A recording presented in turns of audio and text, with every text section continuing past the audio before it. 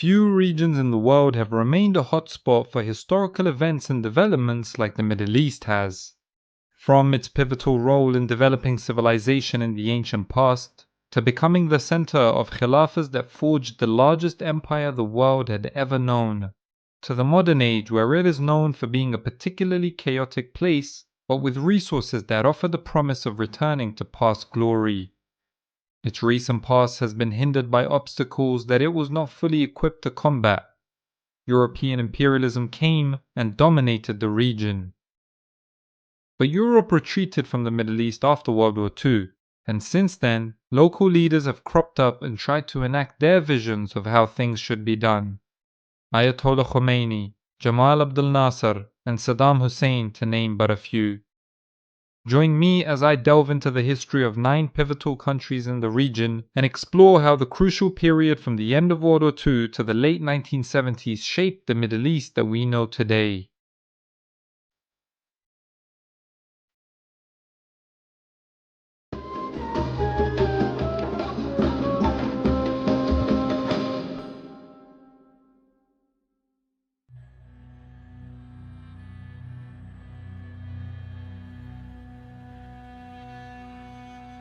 Perhaps no other issue has shaped post-World War II Middle East like the Palestinian-Israeli conflict has.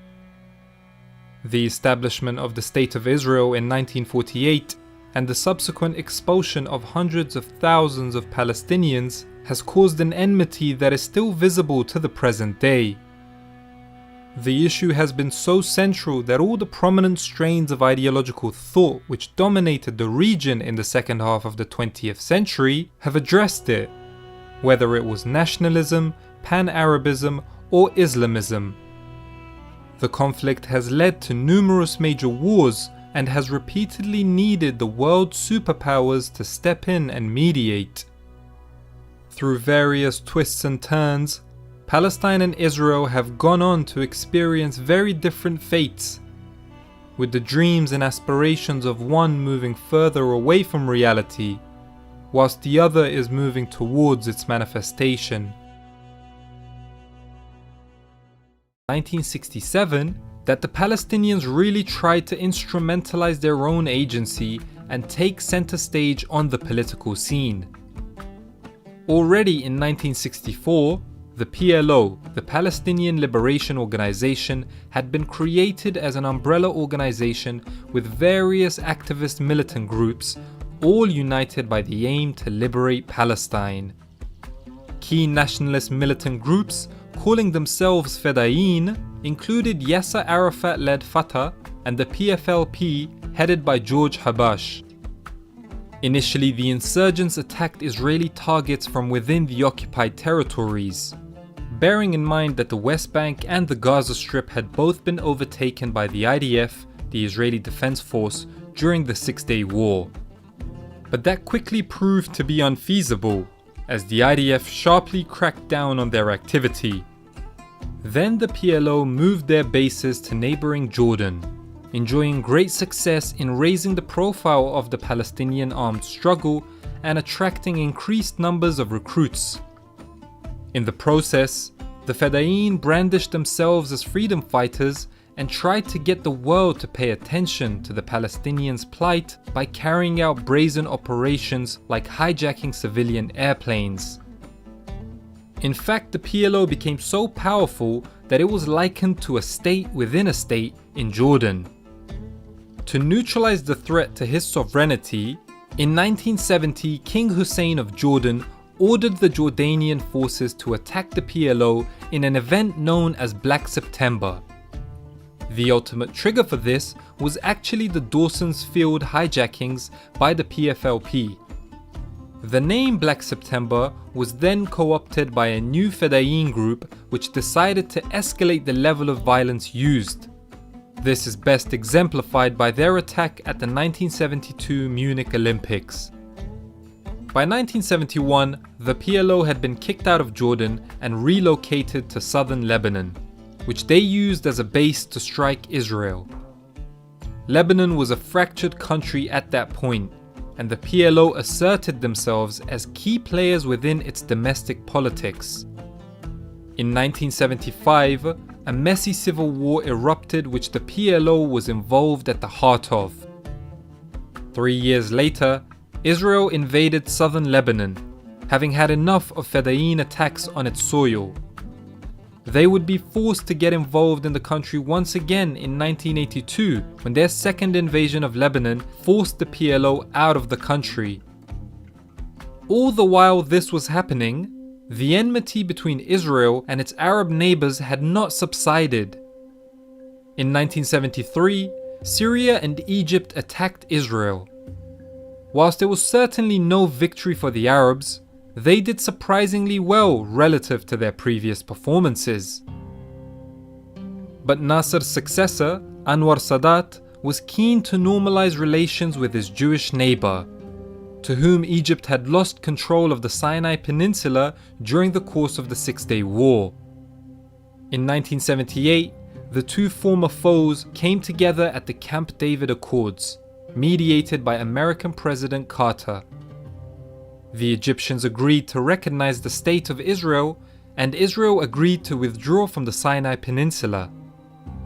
Subsequently, President Sadat and Prime Minister Begin of Israel both won the Nobel Peace Prize. The Arab world, however, was shocked. Its leader, Egypt, was judged to have made a deal with the enemy and sold the Palestinians out, consequently being kicked out of the Arab League. Sadat would pay for the Camp David Accords with his life, being assassinated in 1981 by an Egyptian Islamist. As for the Palestinians, their struggle had become well publicized, but yet they had little to show for it. By the beginning of the 1980s, they remained stateless, much of them being scattered around the Arab world with refugee status. Israel, on the other hand, had gone from fighting for its survival to being in a relatively comfortable position against its foes. It's often the case that negotiations take place only once one side is overwhelmingly dominant. Having thus achieved the upper hand against its numerous Arab foes, in the space of 15 years between the late 70s and the mid-90s, Israel would go on to sign peace treaties with Egypt and Jordan, and even signed agreements with the PLO. This transition was also reflected in its internal developments as well. As its external worries lessened, so too did the need for a state-controlled economy. From the 1970s onwards, Israel experienced a shift towards free market reforms that saw its economy become more liberalized.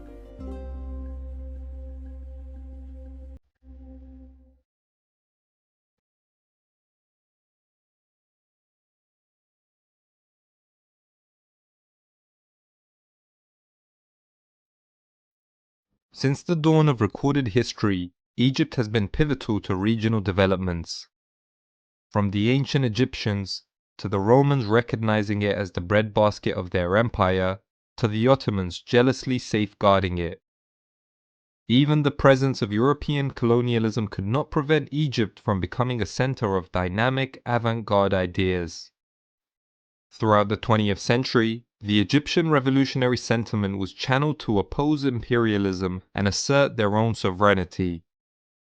The pinnacle of this assertiveness was reached under the enigmatic Jamal Abdel Nasser, whose presidency in the 1950s and 60s saw Egypt become a leader of the non-aligned bloc, those countries that were not allied to the USA or the USSR.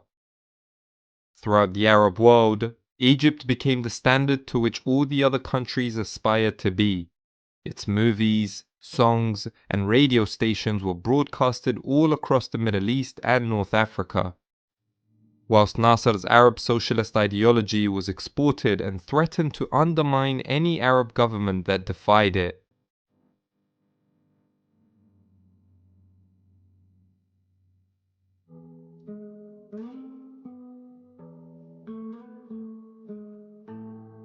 Egypt was the first Arab country to gain independence from its colonial occupier, but countless issues still plagued the land of the Nile.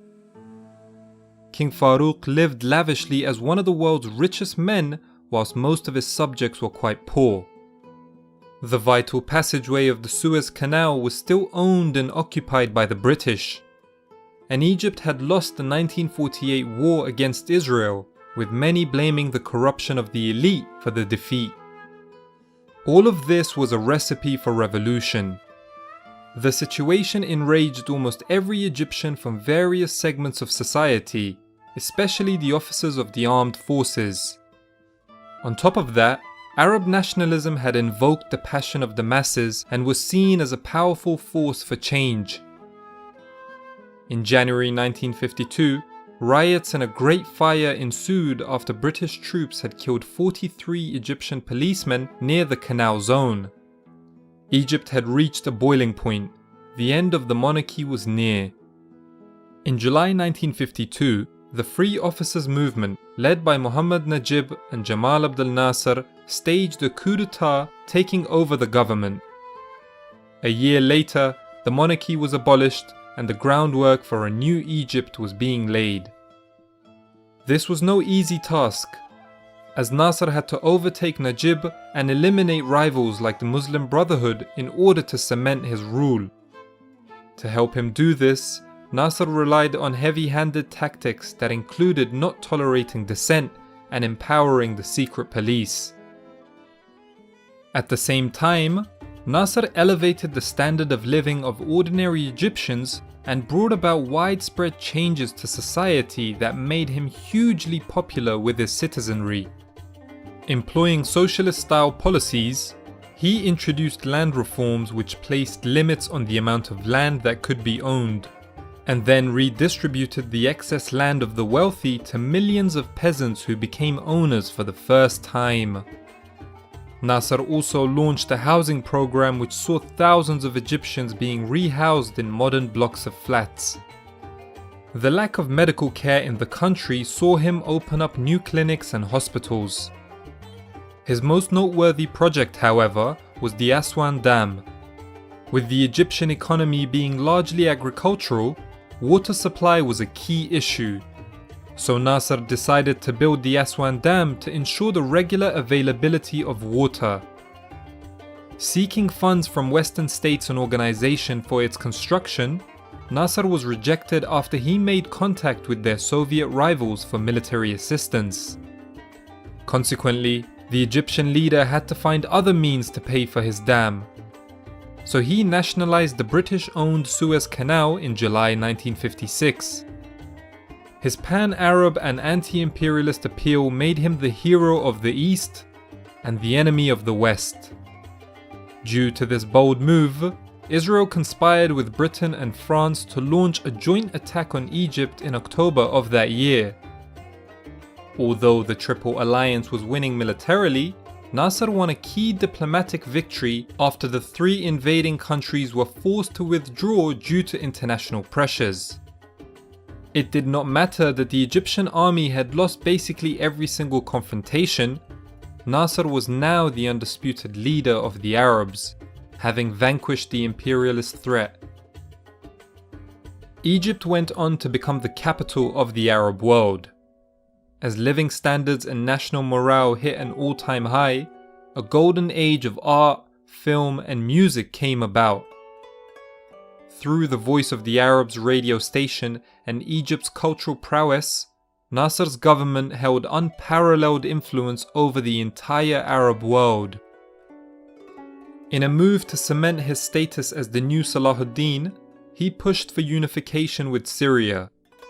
The historic move came about in 1958 as the United Arab Republic was established. But the project soon ended in failure as Egypt came to dominate Syria. The inequality of the relationship naturally angered the Syrian political elites, and so a coup took place in Syria in 1961 which ended the union. Despite this setback, Nasser was still wildly popular in the Arab world. Seeking to export the Nasserist ideological outlook abroad, he became involved in the internal affairs of several Arab states, where he gave support to pro-Nasserist officers and politicians in their quest to assume power. Nasser even got involved in the North Yemen civil war. Dubbed as Egypt's Vietnam, the war drained the Egyptian state of money and resources. Still, enthusiasm was everywhere until 6 fateful days in 1967 changed everything. After Egypt made it clear that it intended to go to war with Israel, the Zionists launched a preemptive strike in early June that completely destroyed the Egyptian Air Force. This sealed the fate of the war. The Israelis rapidly advanced, occupying the Gaza Strip and all of Sinai by the time the war ended 6 days later. Nasser publicly resigned due to the humiliation, but mass demonstrations calling for his immediate return led to him remaining in power. The tide of pan-Arabism had shored up, and the optimism of the Arab masses turned into shame and sadness. Its charismatic leader Nasser would die only 3 years later, in 1970. Despite the humiliating defeat, he was still loved by his nation, evidenced by the 5 million people showing up to his funeral. He was succeeded by his vice president, Anwar Sadat. Sadat launched what he termed the corrective movement, which involved making key changes to foreign policy and the economy in order to distance himself from Nasser's policies. Seeking to realign Egypt with the United States, he expelled large numbers of Soviet military advisors and implemented a set of liberal economic policies dubbed infitah, meaning openness, that privatized much of the economy. One important task on his agenda was reclaiming the Sinai Peninsula, so he collaborated with Syria on a joint offensive against Israel. Egypt was to regain the Sinai, while Syria would regain the Golan Heights. On October 6, 1973, the Egyptians and Syrians led a surprise attack on Israel. The Egyptians scored victories early on and were able to cross into the Sinai Desert. Despite the initial shock of the attack, however, the Israeli forces recomposed themselves and even gained the ascendancy by the end. A ceasefire then came into effect on the 25th of October without Egypt having regained the Sinai. Seeking to normalize relations with his Jewish neighbor, Sadat signed the Camp David Accords in 1978 with Prime Minister Begin of Israel. The Egyptians would become the first Arab country to recognize the State of Israel, whilst the Israelis agreed to hand the Sinai Peninsula back to the Egyptians. Although Sadat and Begin won the Nobel Peace Prize, most Arabs viewed this as a stab in the back. Egypt went from being the leader of the Arab world to being expelled from the Arab League as a result of the peace treaty. Upon assuming power, Sadat had relaxed the restrictions Nasser placed on Islamists. But this came back to haunt him as he was assassinated by Salafi extremists in 1981, with his recognition of Israel being used as the key grievance for the attack's motivation.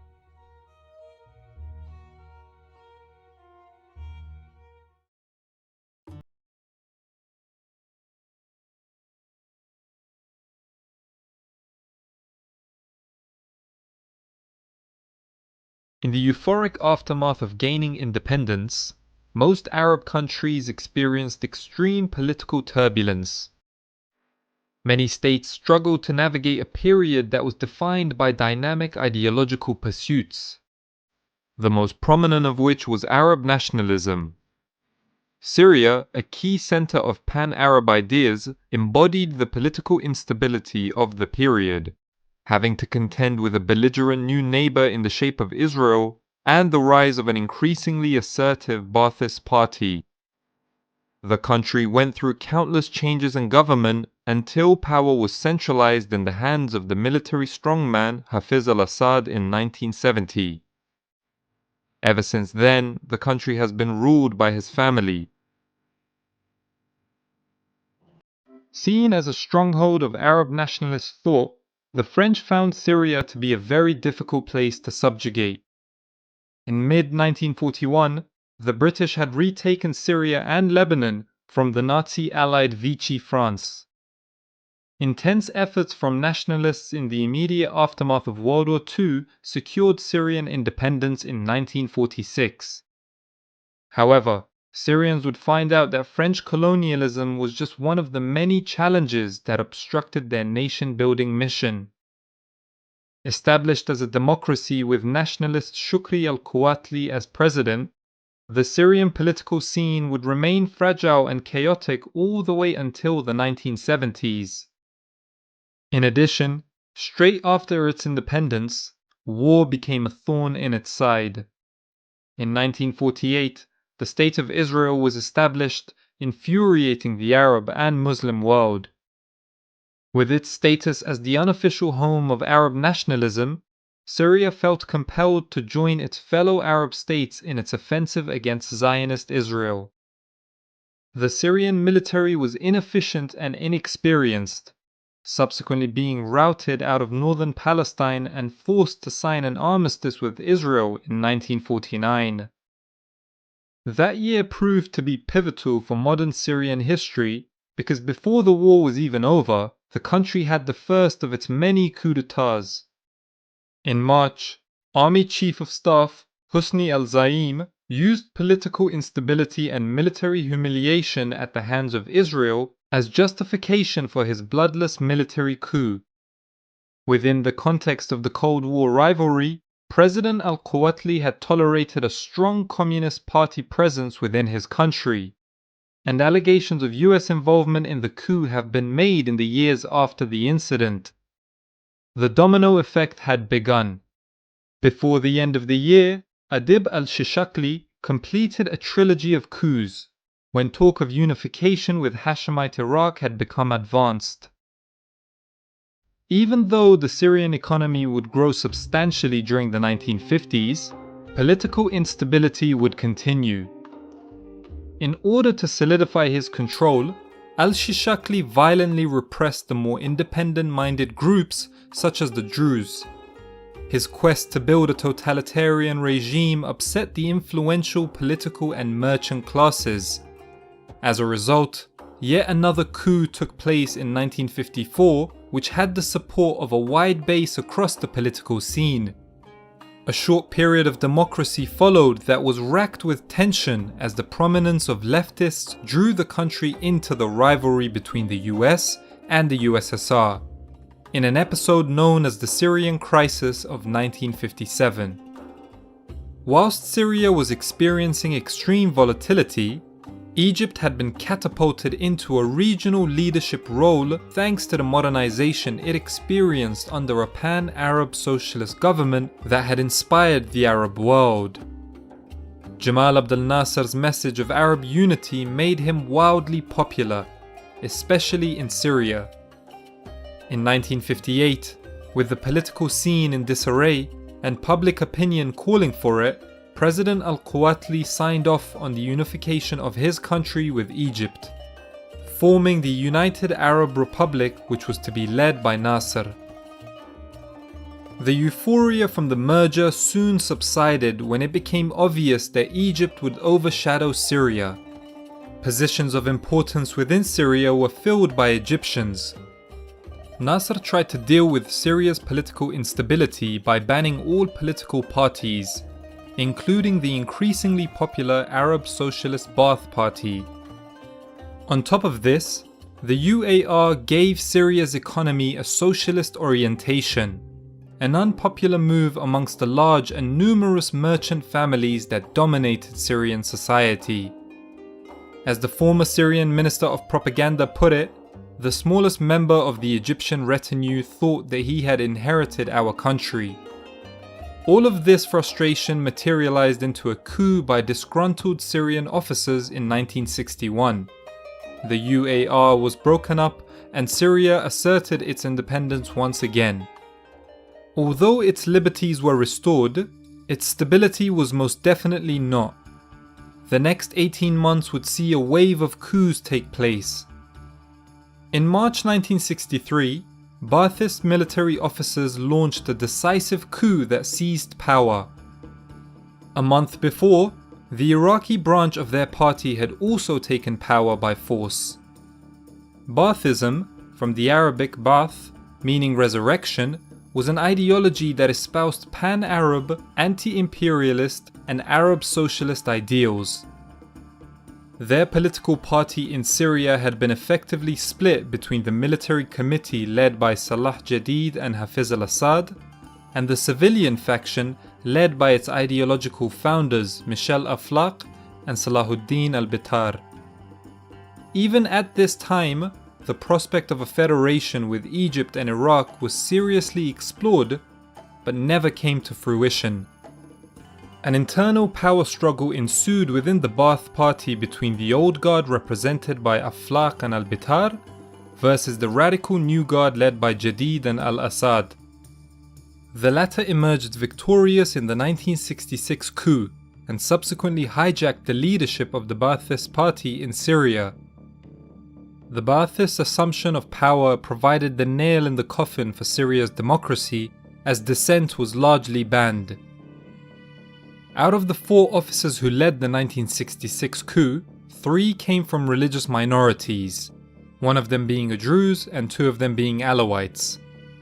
This meant that the country's Sunni majority no longer monopolized power. The new government also pursued socialist policies which would undercut the prominence of established mercantile and political families. In 1967, Syria was attacked by Israel during the Six-Day War and lost the strategically important Golan Heights, causing 100,000 people to flee as refugees. The Ba'athist governing council once again became engulfed in internal conflict between Jadid and al-Assad, the latter emerging victorious when he launched his own corrective revolution in 1970. Hafiz al-Assad mixed his strategic intelligence with unprecedented brutality to ensure he did not suffer the same fate as his predecessors. To do this, he played off of Syria's religious diversity. At the same time as promoting the idea of one Arab nation with an eternal message, Hafez used sectarian divisions to further entrench his rule. The Syrian political chambers were stacked with Sunnis to appease a potentially hostile majority, whilst his fellow Alawites were overrepresented in important positions within the armed forces.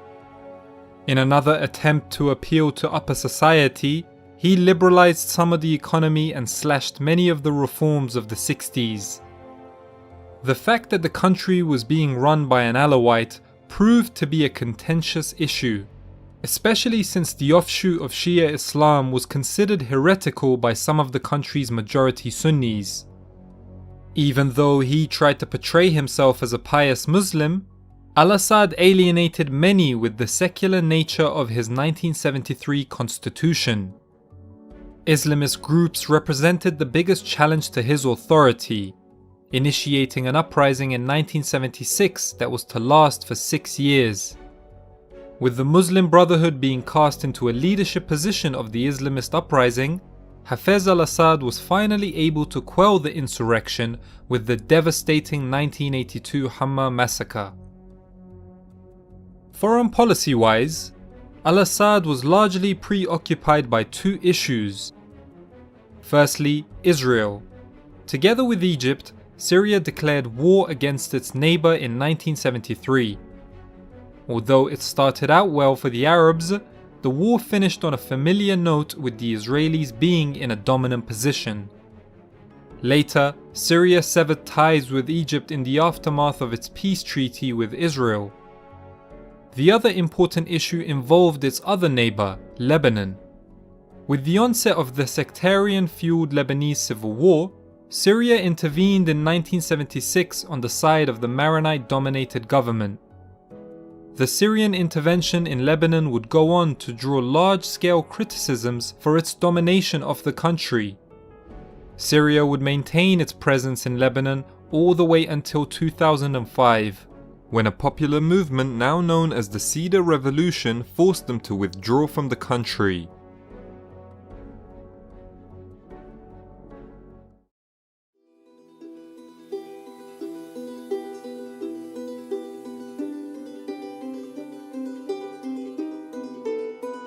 Lebanon's history in the second half of the 20th century is particularly tragic. It went from being a prosperous tourist hotspot to a war-torn country that was destroyed by sectarian tensions amongst its many peoples. The capital Beirut was referred to as the Paris of the Middle East in the 1960s, but by the 1980s, it was torn in half by bloody fighting between Muslim and Christian factions who sought to further their own agendas.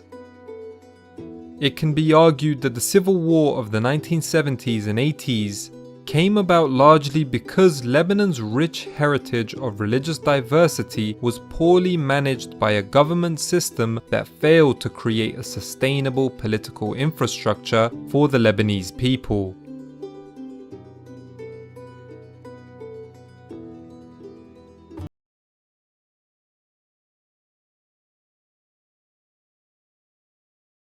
The Middle East has a rich tradition of religious and cultural diversity. This diversity is exemplified by the modern state of Lebanon. The country has a large population of Christians, split mainly between the Maronites and the Greek Orthodox community.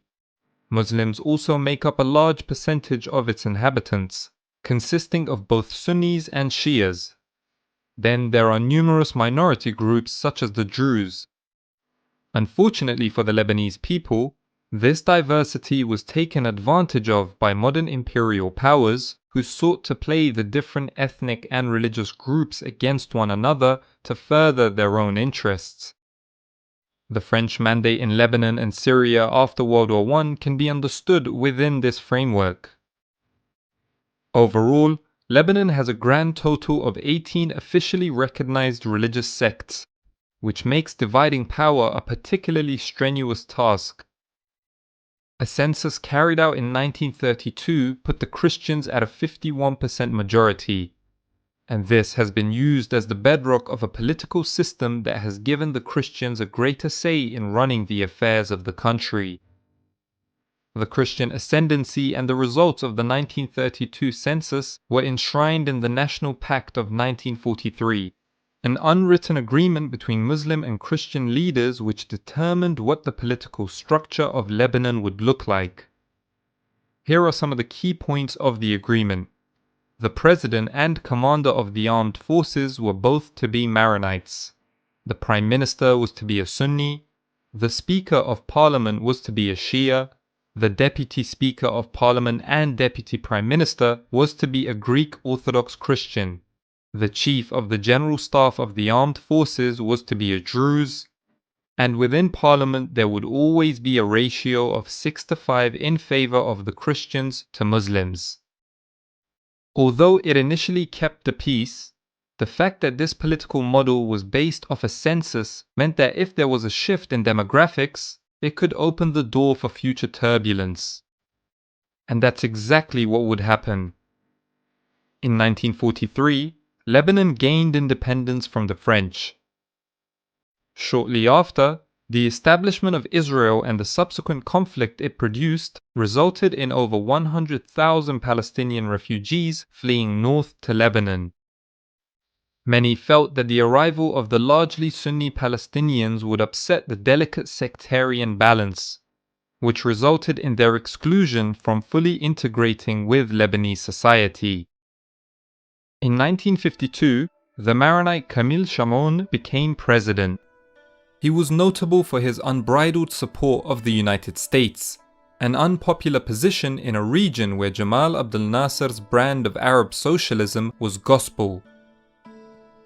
Discontent grew, especially in Muslim and Druze circles, who not only had great sympathy with pan-Arab ideas, but felt underrepresented in the government. When pro-Chamoun troops fired on a group of protesters in May 1957, killing 7 and injuring 73, tensions were ignited. The following month, pro-Chamoun candidates won an overwhelming majority in parliamentary elections, an event that the opposition publicly denounced as fraudulent. Nasser took note of the increasing discontent with a pro-American regime in Egypt's neighborhood and began materially and diplomatically supporting anti-Shamroon factions. The following year, Egypt and Syria united and formed the United Arab Republic, which emboldened pro-Nasserists in Lebanon. Demonstrations kicked off again and only grew bigger.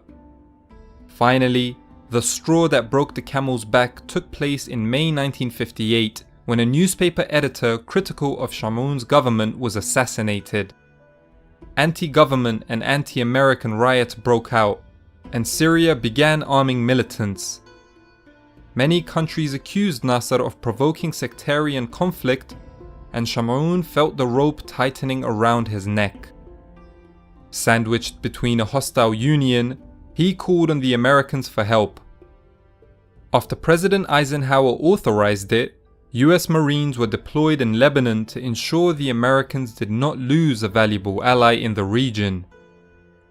The troops withdrew by October the same year, and as a compromise between the two sides, the slightly more moderate Fuad Shihab was appointed president.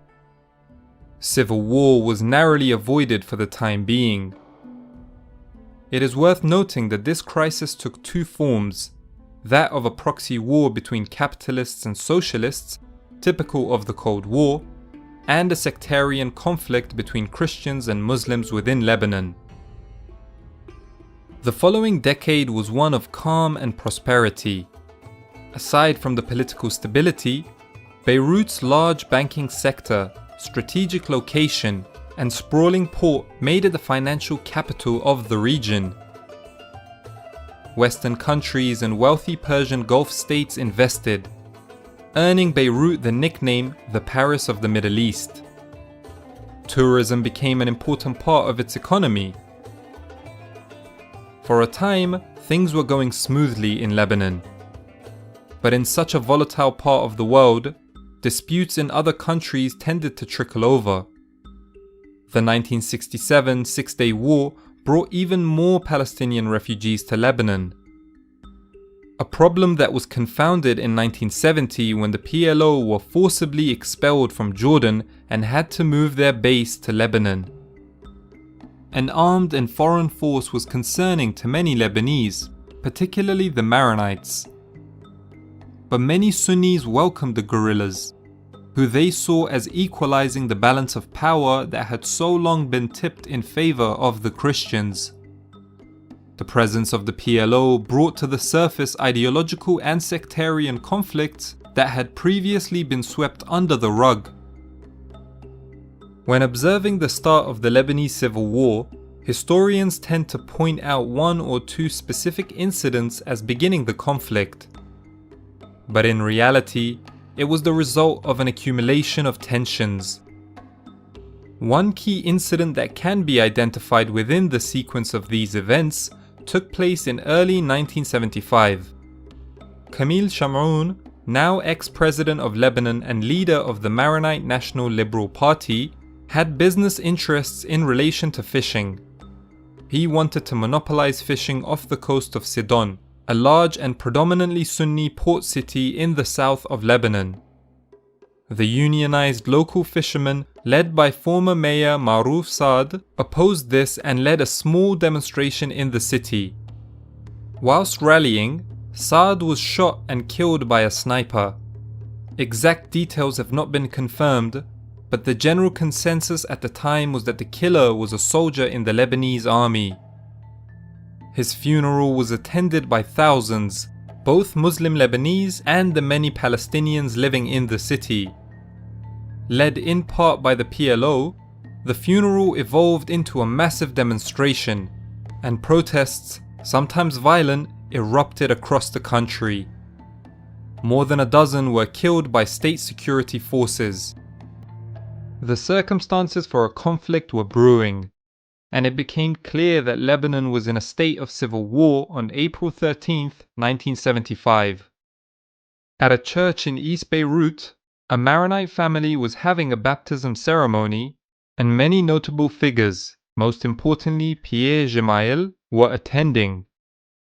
As everyone was waiting outside of the church, gunmen fired out of a truck decorated with the symbolism of a leftist Palestinian group. 4 people were killed, but the militias missed Pierre. Still, Jamail's armed faction, the Kataib, were outraged at the audacity of such an attempt, and so that day the Kataib set up checkpoints throughout the city. When they came across a group of civilians returning from a pro-PLO political rally in a bus, they fired on it and killed more than 20 passengers, claiming that these were PLO guerrillas. As a result, armed clashes began. In the years following, the various militia groups rendered the Lebanese military ineffective.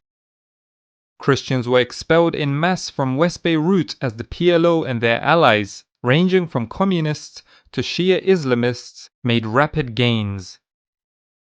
In December of that year, following the assassination of 4 of its members by a group of Muslims, the Kataib set up checkpoints once again.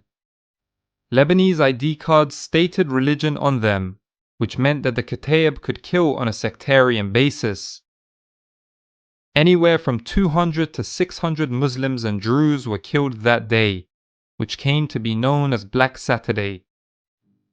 The following year, another massacre was committed by the Kataib in the predominantly Palestinian neighborhood of Karantina. Roughly 1,000 people were killed. As vengeance, the PLO violated and slaughtered hundreds of Christians in Damour in brutal fashion. Lebanon, once a symbol of prosperity, was now spiraling into revolt and unchecked violence. The conflict would prove to be one of the most complicated in modern Middle Eastern history, with alliances constantly shifting and the war going through various phases. But at least in the early phase of the war, the combatant militia groups were largely divided between the Maronite-dominated Lebanese Front and the Lebanese National Movement that incorporated leftist, Palestinian, Shia, Sunni and Druze organizations. To confound matters even further, the conflict saw a number of foreign countries get involved. Besides the obvious involvement of the USA and the USSR within the context of the Cold War, neighboring Syria invaded in 1976 under the guise of an Arab peacekeeping mission. Initially intervening on the side of the Maronite Christians, Syrian support would constantly shift between the different militia groups. In 1978, Israel would also invade southern Lebanon in response to Palestinian Fedayeen attacks on its soil. 4 years later, they would invade again, allying themselves with the Lebanese Christian militias. The Israelis went on to besiege Beirut and even forced the PLO to move their headquarters to Tunisia. The Lebanese Civil War would finally come to an end in 1990. Beirut, once the Paris of the Middle East, had been split in half by the Green Line that saw mainly Muslim factions take control of West Beirut, whilst Christian militia groups used East Beirut as their headquarters in the city. The city was a key battleground during the Civil War, and as a result, it was ravaged by the conflict.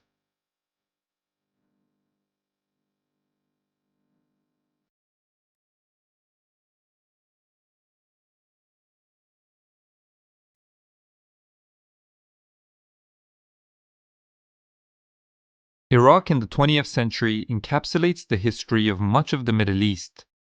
Imperialism, oil, nationalism, political turmoil, modernization, and even dictatorship. For the past 4 decades, the country has been gripped by conflict as it struggles to find a viable system of governance that can cater to the different groups living within Iraq. This issue was exacerbated by Saddam Hussein, as he set up a tyrannical regime which served himself above his own citizens. This was very different from the role he played in the 1970s as vice president, where under his stewardship, Iraqi society made major advancements, both socially and materially. But from the 1980s onwards, the authoritarian nature of his rule poisoned much of the previous progress. Whilst Saddam's regime was exceptional in its brutality and oppression, It was nonetheless a continuation of political turmoil that the country experienced ever since the 1920s.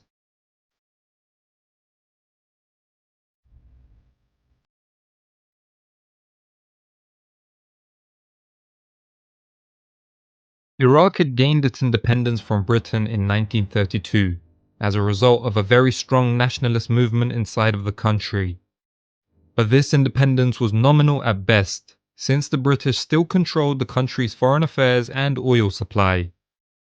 This fostered huge resentment amongst most sectors of Iraqi society at the British lack of respect for Iraq's sovereignty.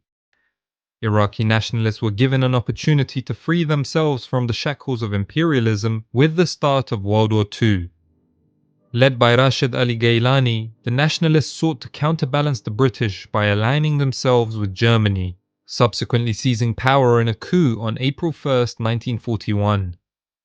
But Iraq and its resources were too important to the Allied war effort to let this happen. So a month later, the British invaded the country and occupied it once again. In the midst of the British jubilation at their victory in World War II, they soon realized they no longer had the capacity to maintain their huge empire. This was especially the case in the Middle East, where nationalism was proving itself to be a powerful force in expressing the wishes and desires of millions of Arabs. In Iraq, Rashid Ali Gaylani was not alone in wanting to expel the British from his country. Arab nationalist ideas had firmly infiltrated across all strata of society. In 1948, the Iraqi government tried to sign a revision of the 1930 Anglo-Iraqi Treaty, which would have seen British influence inside the country continue. But the Iraqi people rose up and showed their displeasure in the subsequent Al-Wathba uprising. In 1952, the Iraqi Intifada took place, with widespread strikes and protests calling for an end to the British presence in the country, and some even calling for King Faisal to resign. Prominent thinkers such as Sati al-Husri had used his position as Director of General Education in the 1920s to allow pan-Arab beliefs to seep into the very fabric of the education system. From the 1940s onwards, there emerged a trend amongst educated military officers politicized by nationalism who subsequently tried to vie for power. This trend was only encouraged by the success of the Egyptian Free Officers Group that spearheaded the 1952 revolution. When its leader Jamal Abdel Nasser followed that up with a victory in the Suez Crisis of 1956, the Arab world's imagination was set on fire. In Nasser, the Iraqi nationalists saw a symbol that they could emulate, leading politically conscious military officers to organize and model themselves after Nasser's free officer movement. The Hashemite monarchy, for its part, had tried to undermine the popularity of these populist ideologies by promising land reforms and greater rights to its citizens. The government's position had been strengthened by the fact that it was receiving more and more money thanks to its oil revenue. But for many in the country, these reforms were not enough, and it was hard to argue with them. Almost all of the wealth generated from oil went directly to the British or a small group of Iraqi elites. Iraq's increasing prosperity could not stop the spirit of rebellion, and everything would change on July 14, 1958. At the beginning of the year, the Hashemite monarchies of Jordan and Iraq formed the Arab Federation, a confederation that was supposed to rival Egypt and Syria's merger into the United Arab Republic that same year. Later that summer, Jordan's King Hussein requested his cousin Faisal of Iraq to send military units to Jordan for fear of a Syrian attack. The Iraqi free officers saw this as the perfect opportunity to strike. The secret group's leader, Abdul Karim Qasim, a high-ranking army officer, decided against marching to the Jordanian border and instead turned on Baghdad, seizing the capital. The coup was effective, but it did set a bloody precedent for the future of political transitions in the country. Since much of the royal family was executed, including King Faisal and his uncle, the former regent Abdullah, Prime Minister Nouri al-Said tried to escape dressed as a woman in an abaya, but was caught and shot. Prince Abdullah and Prime Minister Said's bodies were then mutilated and dragged through the streets of Baghdad by the angry mob. The new revolutionary government under Prime Minister Qasim had come to power with a message that cut across political factions. Whilst this helped in terms of giving it greater popularity, it also provided it with a lack of direction and ideological structure. Two main strands of thought emerged in this confused atmosphere. One, supported by Qasim and the Iraqi Communist Party, focused on a Wataniya or Iraq First policy, whilst another, espoused by pro-Nasirists and the Ba'athist Party, wanted Qawmiya or pan-Arab policies. The latter sought to unite with Nasser's United Arab Republic, whilst Qasim and his supporters wanted to put Iraq first and foremost. Despite these issues, things actually started out pretty well for the newly established Iraqi Republic. Social reforms were implemented, ties were forged with the USSR, and more favorable terms were negotiated with the oil company. Initially, Qasim was hugely popular amongst the Kurds as well, especially since he was part Kurdish on his mother's side. He even invited prominent Kurdish leader Mustafa Barzani to return from exile, promising to give Kurds regional autonomy in return for supporting his policies. But by 1961, these relations had soured so much due to distrust that the First Iraqi-Kurdish War began that year. At the same time, Qasim pursued an aggressive foreign policy that saw him become isolated. He shunned Western powers, choosing to establish friendly relations with the Soviet Union. He also declared a number of irredentist claims that threatened its neighbors Iran and Kuwait. The latter specifically would be menaced by Iraqi claims on its territories throughout the second half of the 20th century. To make matters worse, Qasim was gaining foes inside of his government as well. His refusal to expand pan-Arab relations angered many of the people he had worked with in the 1958 revolution. In 1959, there was even an assassination attempt on his life by Baathists that involved a young Saddam Hussein.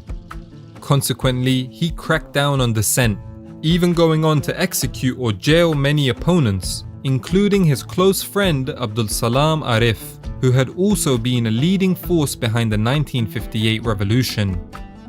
Leaving himself politically isolated, it was no surprise when Ba'athist officers toppled Qasim's government in the Ramadan Revolution of 1963. Ironically, Qasim and his comrades died the same way the former King Faisal had died at their hands, the only difference being a brief show trial prior to the execution.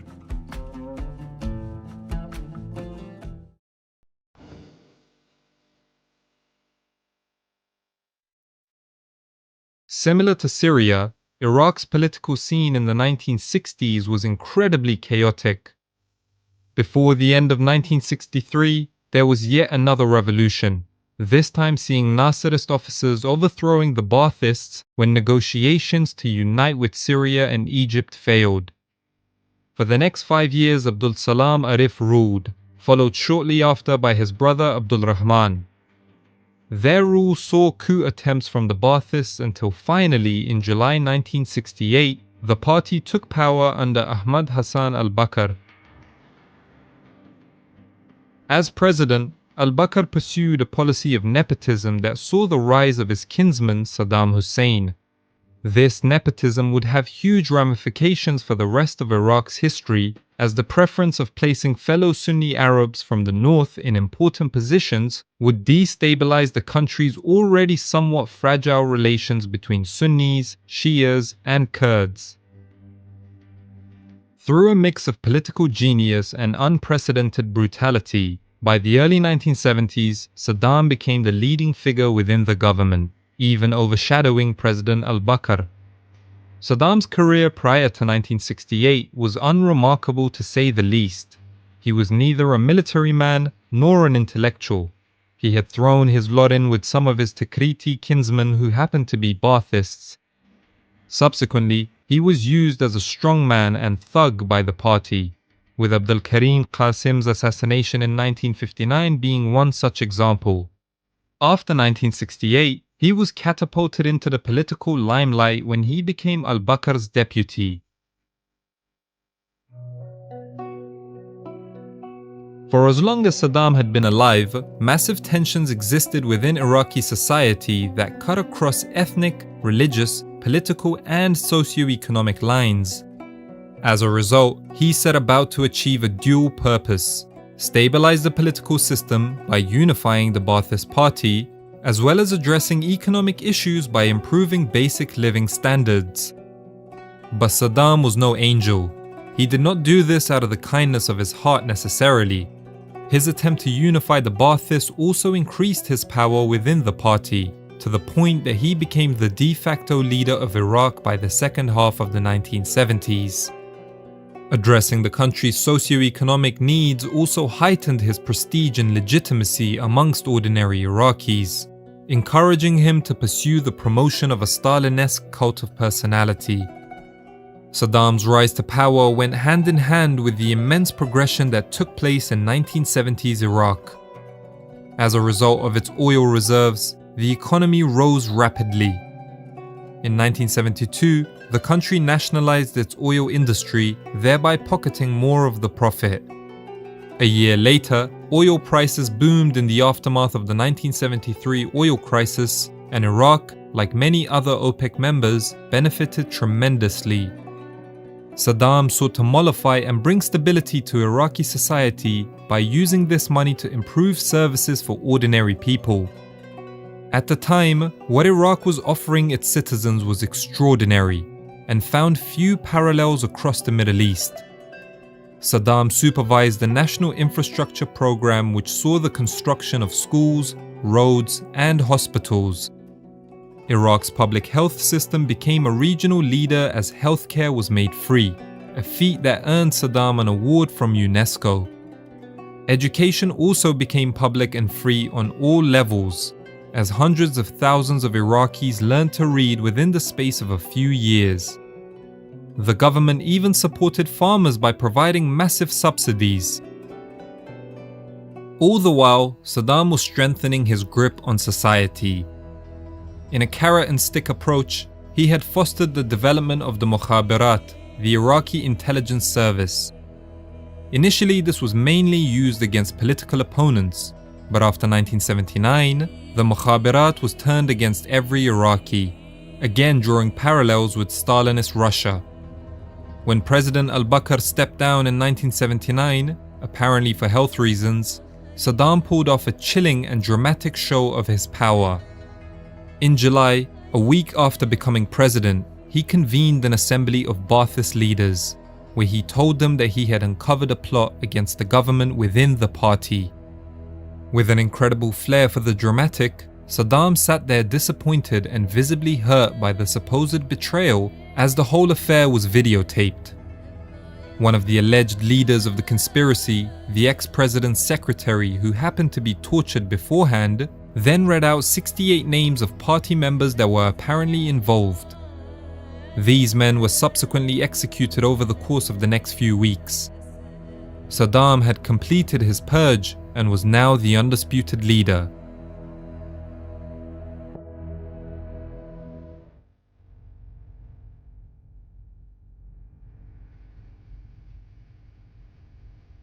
But what ensued was a far cry from the success the country had enjoyed just a few years ago. An Islamic Republic had been established in Iran by Ayatollah Khomeini the same year that Saddam had become president.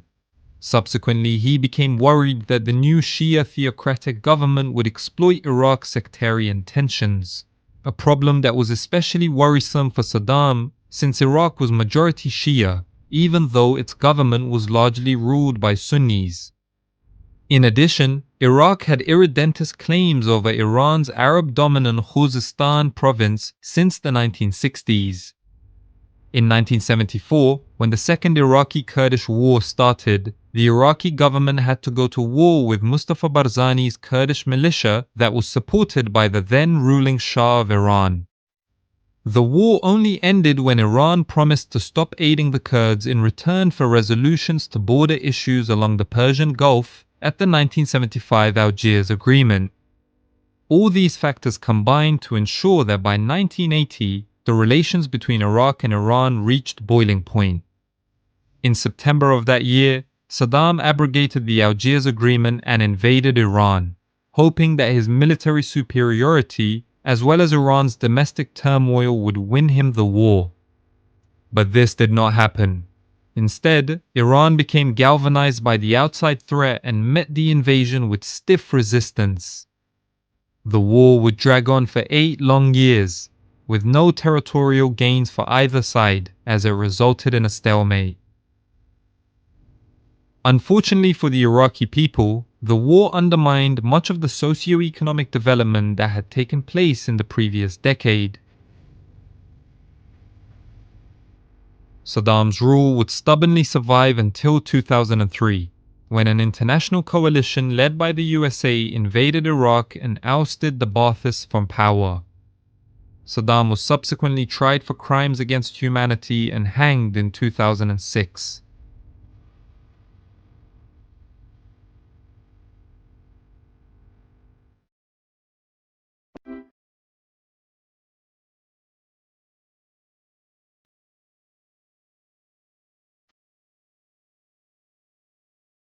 Nowadays, Jordan is seen as one of the most stable Arab countries. But this belies the turbulence it had to go through in the 20th century to get to this point. Upon gaining its independence in the aftermath of World War II, Jordan was confronted by the prospect of a belligerent new neighbor in the shape of Israel. The subsequent Arab-Israeli conflict not only led to multiple wars, but it also caused hundreds of thousands of Palestinians to become Jordanians, thereby forcing Jordan to re-evaluate what it meant to be a Jordanian. At the same time as it was figuring out who it was as a nation, the Hashemite monarchy had to guide the country through the tumultuous 1950s and 60s, which saw the Middle East get swept by the pan-Arab socialist ideas of Egyptian President Jamal Abdel Nasser. Thanks in no small part to the diligence of its longtime ruler King Hussein, Jordan was able to carve a path out of chaos into stability.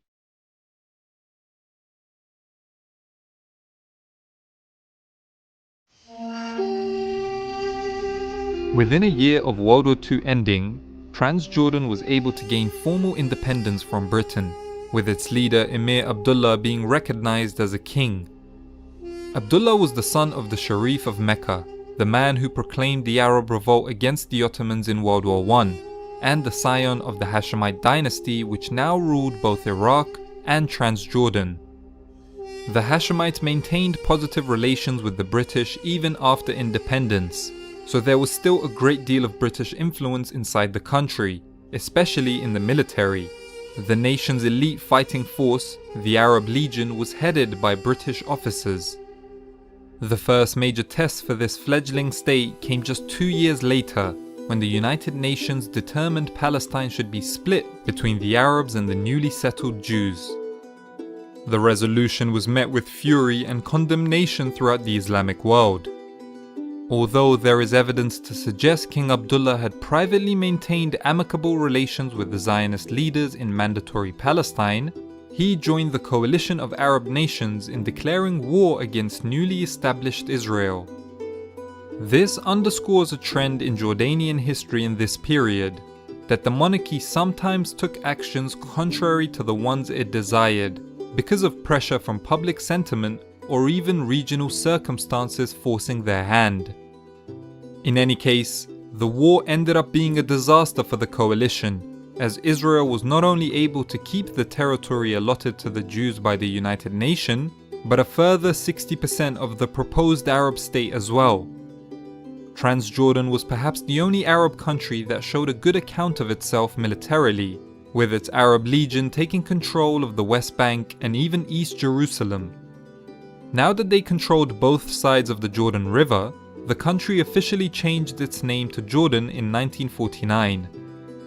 The very next year, it formally annexed the West Bank as well, much to the displeasure of its Arab neighbors. The country's population tripled as a result, from 400,000 to 1.3 million. These new citizens were then given full individual rights, something that was in contrast to Palestinian refugees living in most other neighboring Arab countries. This highlights an essential point that needs to be remembered in order to understand the country's history in the second half of the 20th century, that perhaps no other Arab country was as close to the Palestinian struggle as Jordan. After all, 2/3 of its population were Palestinians. However, King Abdullah's perceived lack of intransigence towards his Zionist neighbor worried many of his citizens.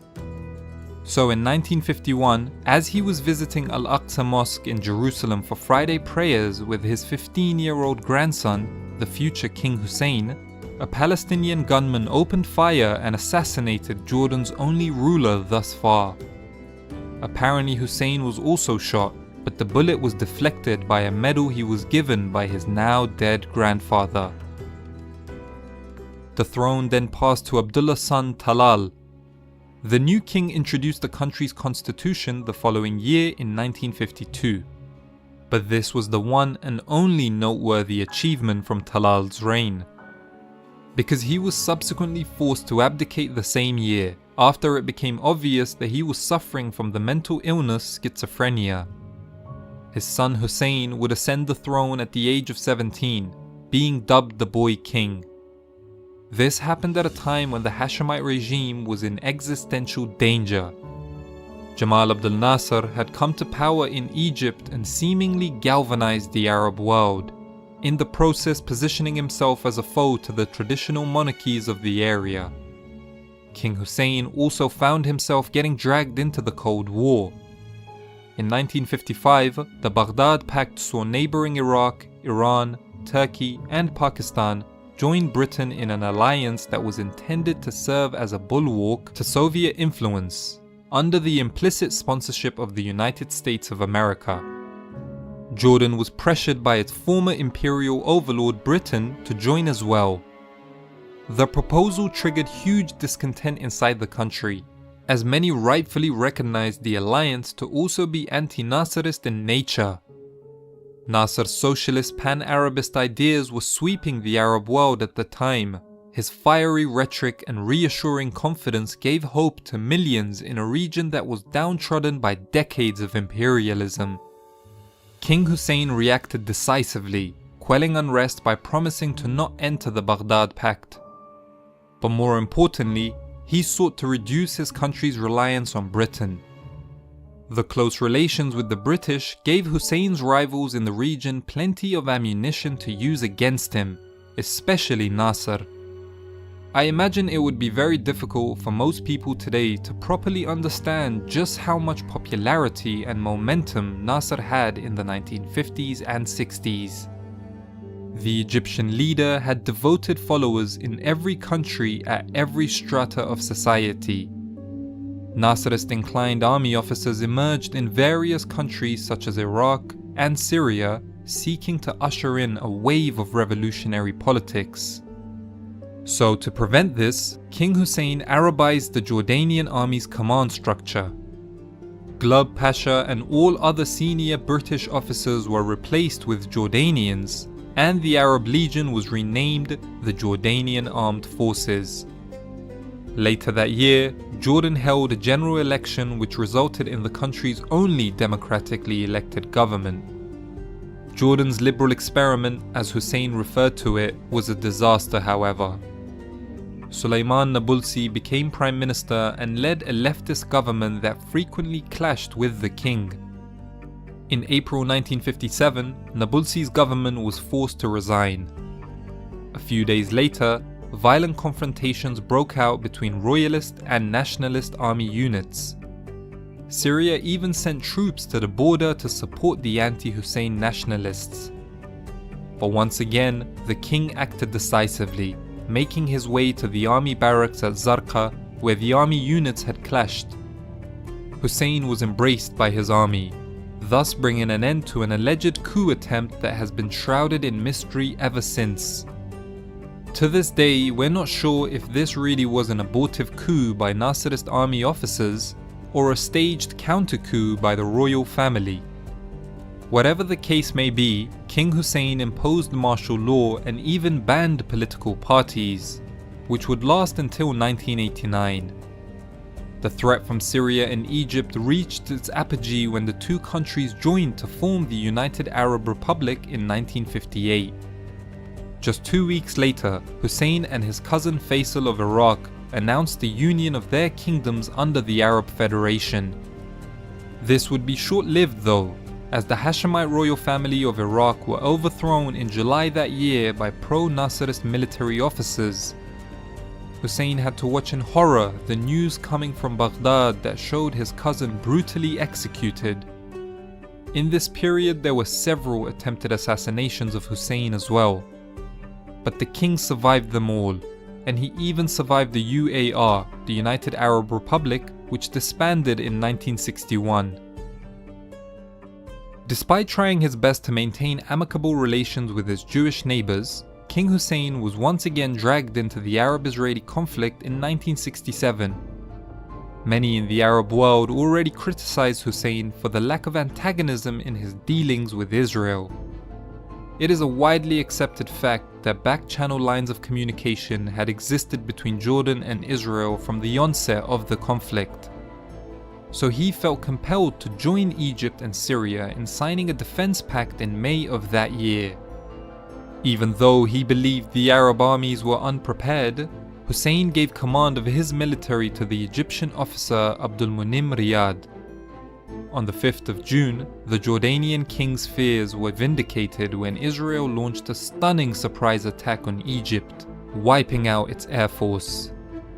The conflict is now known as the Six-Day War because in the space of less than a week, Israel routed the combined forces of Jordan, Syria, and Egypt, in the process occupying the West Bank, including all of Jerusalem, the Golan Heights, Gaza, and the Sinai Peninsula.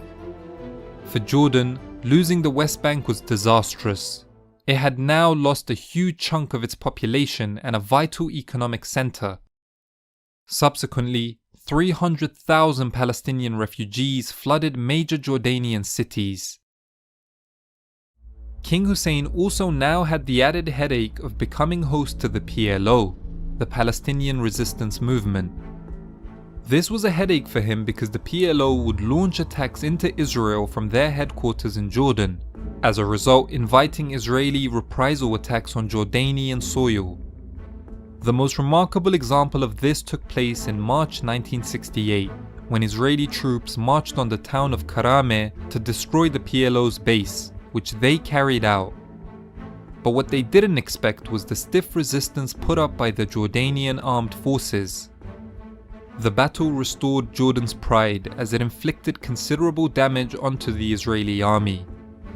It came as a shock to Israel, but was met with delight in the Arab world, for it proved that Israel was not invincible.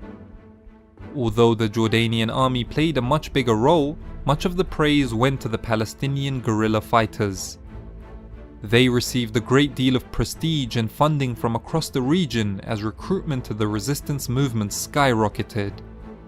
The PLO became so prominent in Jordan that they were in essence able to form a state within a state, violating local laws and shooting at Jordanian soldiers. King Hussein's very authority was under threat from the powerful Palestinian groups. By September 1970, the inevitable conflict of interests culminated into open warfare. In the events that have since been referred to as Black September, the PLO were routed out of the capital Amman within 2 weeks, and by the summer of 1971, all of the PLO members were expelled from Jordan, moving their bases to Lebanon. From this point on, Hussein would play the role of mediator in Middle Eastern politics. Even when Egypt and Syria attacked Israel in the 1973 war, Jordan only played a supporting role to the Syrians in the Golan Heights. The following year at an Arab League summit, the PLO was recognized as the sole representatives of the Palestinian people. This was a major blow to King Hussein as it forced his hand to give up on his claim of speaking on behalf of the Palestinians. Jordan's economy also benefited from this peace, especially due to the close relations King Hussein established with the Iraqi leader Saddam Hussein. In 1988, just after the first Intifada riots had started in Palestine, King Hussein renounced all legal and administrative ties with the West Bank, so that, as he explained, the Palestinians could establish their own independent state, which the PLO followed up with later that year by declaring a Palestinian state consisting of Gaza and the West Bank. Unfortunately for those Palestinians living in the West Bank, King Hussein's action stripped them of their Jordanian citizenship. The following year, the country experienced large-scale protests and even riots over the increasingly worrying state of the economy. This metamorphosized into a political issue whereby the protesters demanded widespread political reforms as well. King Hussein acquiesced, scheduling parliamentary elections for later in 1989. He also introduced the National Charter, a document which set about to outline the democratization of Jordan. Even though King Hussein had damaged Jordan's international reputation due to the close relations he had developed with Saddam, the adroit ruler would more than make up for that when he signed the Israel-Jordan Peace Treaty in 1994, ending a 46-year-long official state of war between the two countries. Hussein would pass away 5 years later in 1999 and hand over the throne to his son and current ruler, Abdullah II. Nowadays, Jordan is one of the most stable Middle Eastern countries, which only serves to highlight the immense skill of King Hussein in navigating the myriad of issues plaguing Jordan during his long 36-year reign.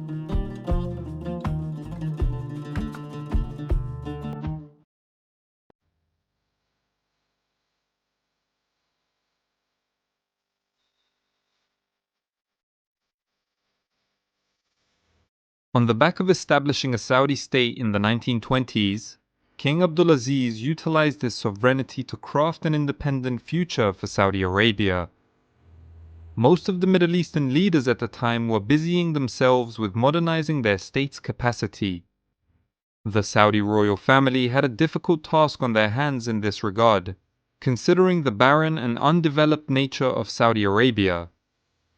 But they did have one great advantage that would prove to be a game changer: oil. Supplying the demand of industrialized countries, the black gold liquid transformed Saudi Arabia into a regional powerhouse that could profoundly impact global geopolitics.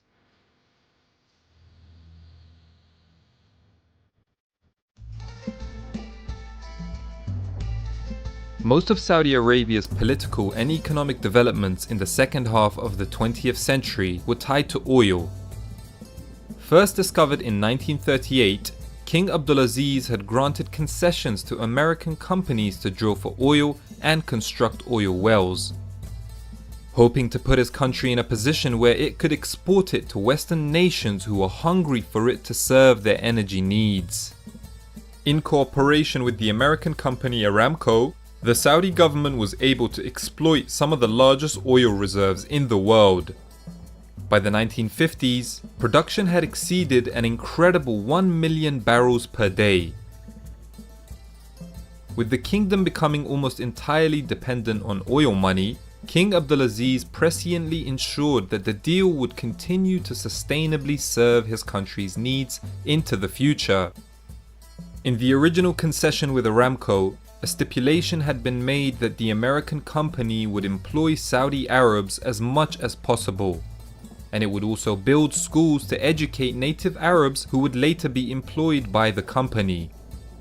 This Saudi assertiveness was best exemplified by Abdulaziz in 1950 when he pressured the American company to share its profits equally 50-50 with the Saudis, thus establishing a pattern that was followed by his successors, whereby the Saudi government tried to increase its share of revenue from the production of oil. In 1973, the government bought a 25% interest in Aramco, increasing it to 60% in 1974, and in 1980 it concluded the outright purchase of Aramco. On the political front, Saudi Arabia experienced much more turbulence. In 1953, Abdulaziz passed away and was succeeded by his son Sowed. The new king did not enjoy the trust of his entire family, some of whom worried about Sowed's competence. He was known to be an extravagant spender. His government went into a deficit and even relied on foreign borrowing. All the while, Sowed's powerful younger brother Faisal had established himself as a skilled politician.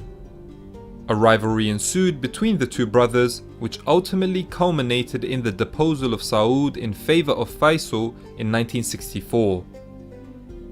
All this came at a time when an Arab Cold War was brewing, pitting the traditionalist monarchies against newly established progressive republics that were inspired by the Egyptian leader Jamal Abdel Nasser. Check out the video I did recently on the Arab Cold War for more on that. The Saudi-Egyptian feud reached dangerous levels during the 1960s North Yemen civil war, as both countries backed opposing parties. Domestically, King Faisal's reign oversaw a period in which the Saudi infrastructure developed greatly with the help of American construction companies. Under Faisal, the kingdom started to flex its muscles foreign policy-wise. Even before his accession, Saudi Arabia was a founding member of OPEC, an international organization created in 1960 that consisted of the world's largest oil producers. In the aftermath of the 1973 Arab-Israeli War, the Saudi king led efforts by OPEC to proclaim an oil embargo targeting countries that had supported Israel in the war. The subsequent rise in the price of oil sent shockwaves around the globe and allowed the Saudi economy to grow massively. Faisal would not live long enough to witness the fruits of this, as he was assassinated by his nephew in 1975. His half-brother Khalid succeeded him and sped up the rate at which the country was modernizing. The most noteworthy incident of Khalid's reign came in 1979, when Islamic extremists seized the Masjid al-Haram, the Grand Mosque of Mecca, the holiest site in Islam. Calling for the overthrow of the al-Sowed family, the insurgents were defeated after 2 weeks as the Islamic world watched in disbelief. The event did force the Saudi royal family to slow down the pace of their social modernization policies, and instead move towards empowering the powerful and conservative ulama.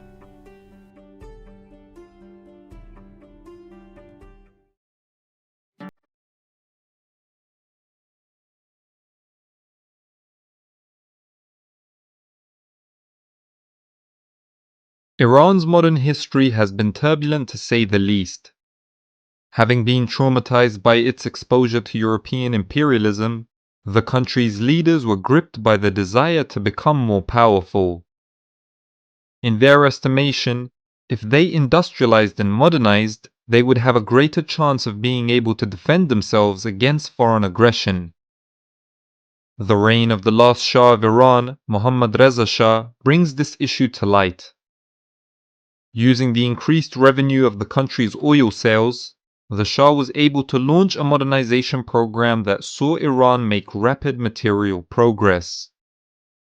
At the same time, however, the dictatorial manner he adopted alienated many within Iranian society.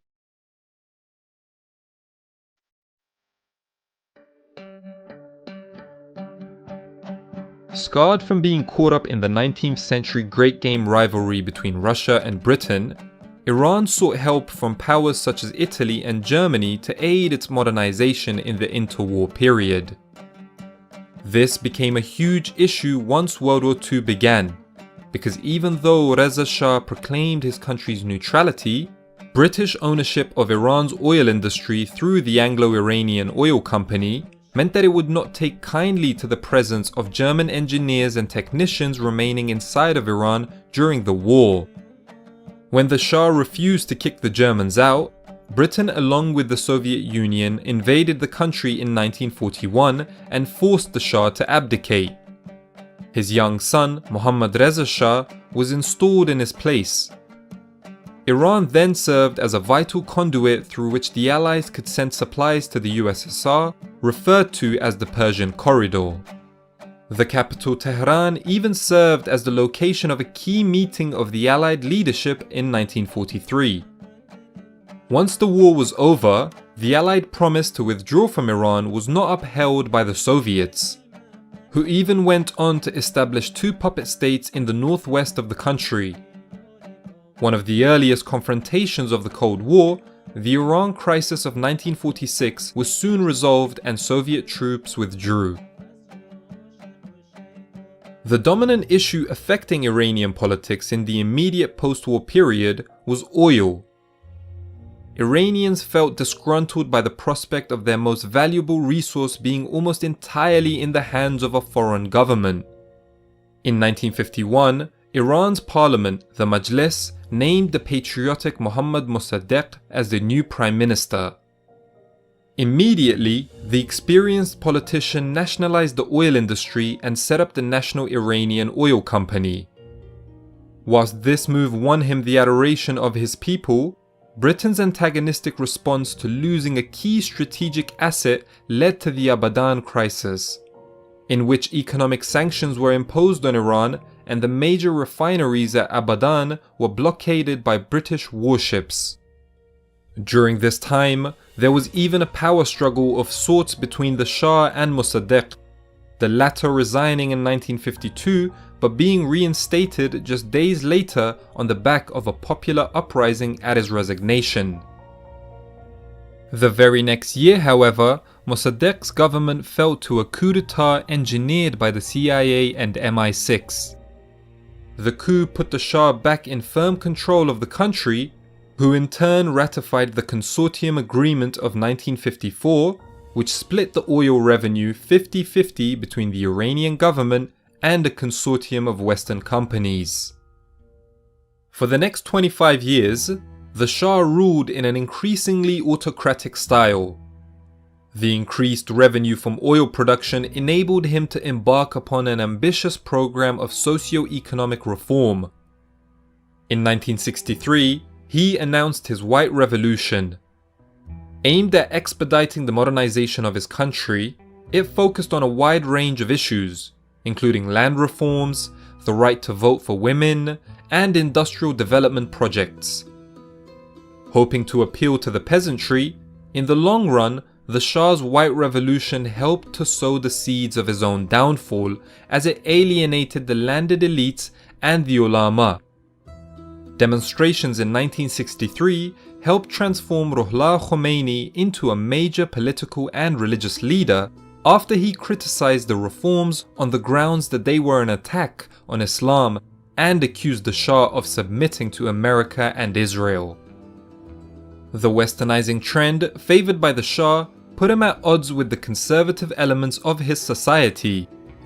At the same time, his regime was constantly accused of corruption, whilst the National Intelligence Agency, SAVAK, aggressively cracked down on political dissent. All this formulated an atmosphere in which huge chunks of Iranian society felt discontent with the Pahlavi regime.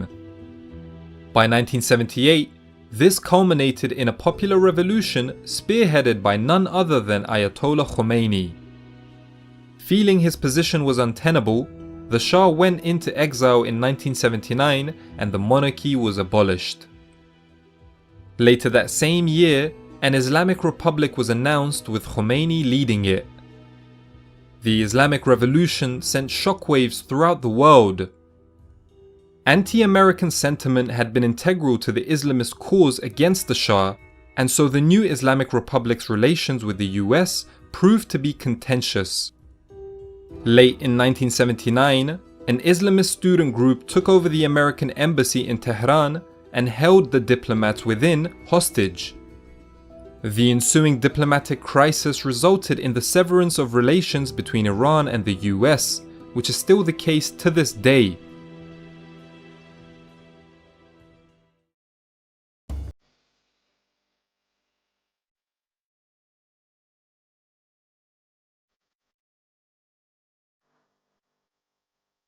The republic established by Ataturk was an ambitious project.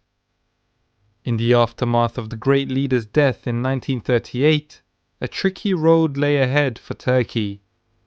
It had to manage its transition to a multi-party political system, whilst at the same time having to deal with the fact that the army viewed itself as the purveyor of Ataturk's vision and thereby would get involved in politics if they saw fit. On top of all this, Turkey had to grapple with social instability caused by socio-political violence between left-wing and right-wing groups.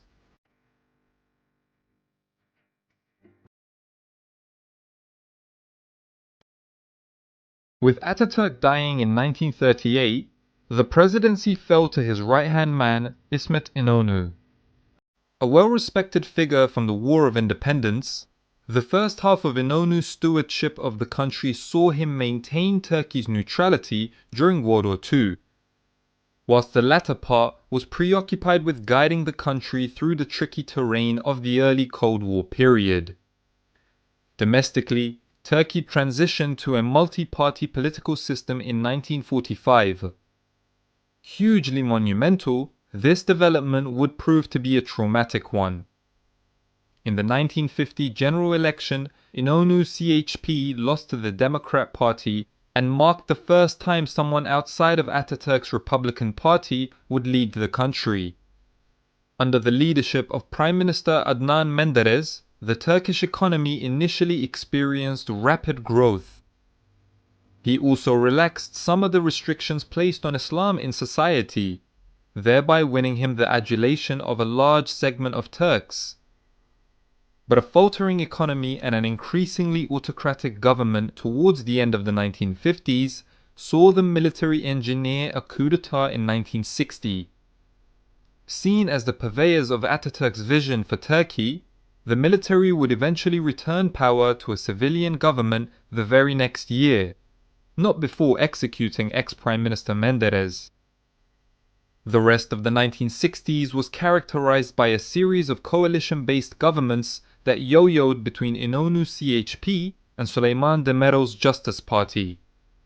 By 1971, instability in Turkish society had gotten to the point that the army once again felt compelled to intervene in light of the government's failure to resolve the issues. On the back of an economic recession, social unrest in the form of labor strikes, street demonstrations, and even violence between left-wing and right-wing groups became much more common. The military were unable to bring any semblance of stability as the political scene became even more fractured with no respite in the economy. Unable to form a strong government, the 70s saw what has been described by some as a low-level war in the streets of Turkish cities, as ultra-nationalist groups such as the Grey Wolves clashed with communists, resulting in over 5,000 casualties. In the midst of all this internal strife, the military junta in Greece had attempted to annex Cyprus and thereby prompted the Turkish invasion of the contested island in 1974, leading to a de facto partition between Greek and Turkish Cypriots that's still in place to this day. All this volatility led to General Kenan Evren carrying out yet another military coup in 1980. In the years ahead, the Kurdistan Workers' Party would initiate a deadly insurgency against the Turkish state that grew out of discontent amongst Turkey's sizable minority of Kurds, who had been victims to the political vision of Ataturk and his successors.